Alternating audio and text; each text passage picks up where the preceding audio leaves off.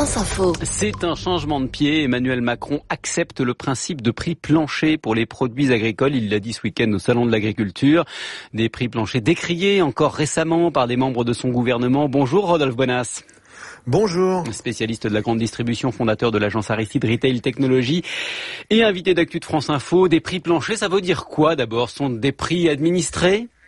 Exactement. Ça veut dire que les prix de achat de la matière agricole auprès de nos agriculteurs auront des prix minimum. Alors on pourra bien sûr les acheter plus cher, mais en revanche on ne pourra pas descendre en dessous d'un certain prix. Et c'est pourtant l'inverse de ce qu'a dit hier soir Gabriel Attal. Il a dit que ce ne serait pas l'URSS, donc pas des prix administrés.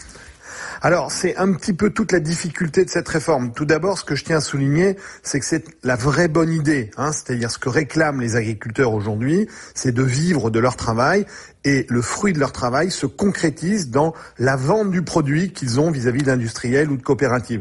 Donc c'est vrai que ça, c'est la vraie bonne idée parce que ça va immédiatement venir améliorer les comptes d'exploitation des agriculteurs. En revanche, la mise en œuvre va être complexe. Pourquoi ? Parce que ces prix planchers évoluent pas exclusivement sur un marché qui est le marché, national. Beaucoup de ces prix agricoles sont des prix internationaux. Le prix du blé, le prix même de la viande bovine, le prix du porc, ce sont des prix qui souvent sont régulés par des marchés internationaux. Alors, donc ça va être compliqué. Mais justement, vous dites la vraie bonne idée. Si je vous écoute bien, est-ce que c'est pas précisément une fausse bonne idée au sens où les cours du blé, comme vous le dites, ils sont pas fixés rue de Varennes dans les bureaux du ministère de l'Agriculture? Alors c'est exactement ça. Donc je ne sais pas comment Emmanuel Macron et le gouvernement vont arriver à piloter ce dispositif avec deux contraintes. Ce que vous évoquiez, en effet, c'est que les prix sont internationaux. Donc du coup, les agents économiques auront la possibilité d'acheter peut-être du blé ailleurs, moins cher, qui ne sera pas dans un prix régulé. Et puis de l'autre point aussi, il va avoir à régler la logique vis-à-vis des partenaires européens qui sont dans la politique agricole commune. Et là encore, ça serait un coup de pouce donné à l'agriculture française qui serait peut-être à contre-courant de ce que nous touchons par rapport à la PAC. Vous parlez de l'Europe, on va avoir tout à l'heure sur France Info Raphaël Glucksmann, qui est l'un des candidats aux européennes, et qui lui dit justement il faut ces prix planchers à l'échelle européenne. C'est réaliste ça ?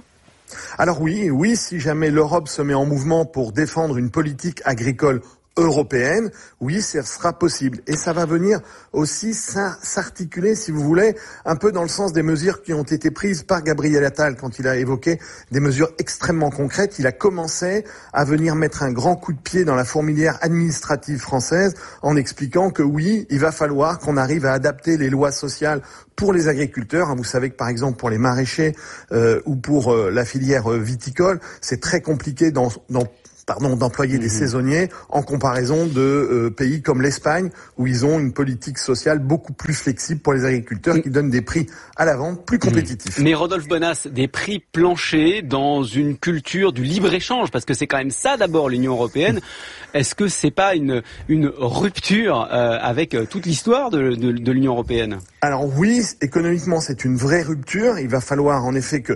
C'est une vraie rupture, mais c'est peut-être un des moyens les plus pragmatiques et les plus opérationnels pour arriver à redonner finalement un vrai coup de booster, je dirais, à l'agriculture française. Pourquoi ? Parce que aujourd'hui, on a plutôt travaillé en périphérie. Vous savez qu'ils ont des aides, des subventions, des aides aux prêts. Ils sont lourdement endettés. Mais ce que demandent les agriculteurs, c'est véritablement de pouvoir vivre de la vente de leurs produits. Donc ce prix plancher, oui, c'est une bonne idée. Il va falloir se battre pour le mettre en place. Et je veux juste évoquer un autre point aussi, c'est qu'en fait Emmanuel Macron, il s'est déjà attaqué au sujet il y a un petit moment de ça, parce que on a beaucoup entendu parler de la loi Egalim. Vous savez, finalement, la mise en place de ce prix plancher va sans doute imposer une remise en cause de cette loi Egalim. Qu'est-ce que c'était que la loi Egalim ? C'était l'idée de nous faire payer, nous, les consommateurs, plus cher les produits alimentaires, pour faire en sorte qu'il y ait une marge, si vous voulez, plus importante dans toute la filière et que par effet de ruissellement, ça finisse par aller dans la poche des agriculteurs. Fort est de constater que cet argent n'arrive pas jusqu'aux revenus des agriculteurs. Donc il a décidé de prendre le dispositif par l'autre bout, c'est-à-dire de l'attaquer directement à la racine en disant maintenant les agriculteurs vendront plus cher leurs produits. Leurs produits aux intermédiaires, notamment à l'industrie agroalimentaire. Il y aura un impact pour les consommateurs sur le prix final ? Alors, pour nous, ça va être extrêmement variable. Il faut savoir que lorsque vous achetez vos courses alimentaires, à peu près, vous rémunérez la matière première agricole entre 6 et 8%. C'est une moyenne, il y a plusieurs études, c'est compliqué. Mais en revanche, par exemple, sur le prix d'un poulet, eh bien un poulet, 80% de son prix est lié à la nourriture que l'on donne au poulet. Donc il y a fort à parier que oui, si on achète plus cher le blé ou la céréale, ça aura plus d'impact sur le poulet que sur un produit dit transformé, par exemple sur, je vais dire, des lasagnes ou des produits comme cela. Voilà, donc tout dépendra des produits. Merci beaucoup Rodolphe Bonas, merci d'avoir été l'invité d'Actu de France Info. Je rappelle que vous êtes le fondateur de l'agence Aristide Retail Technologies. Vous étiez notre invité ce matin sur France Info. Il est 7h17 sur France Info, il fait 10 à Bordeaux. C'est la rentrée ce matin.